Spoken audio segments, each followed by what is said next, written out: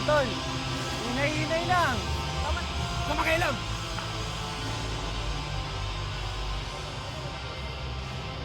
Lintik na Romana yan.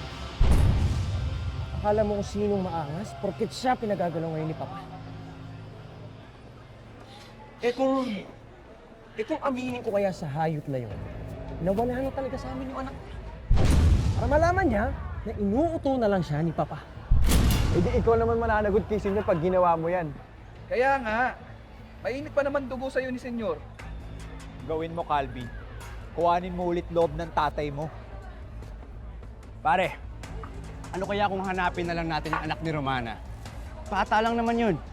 Madali lang hanapin. Pwede. Madali pala eh. Eh di kayo gumawa. Lintik kayong lahat.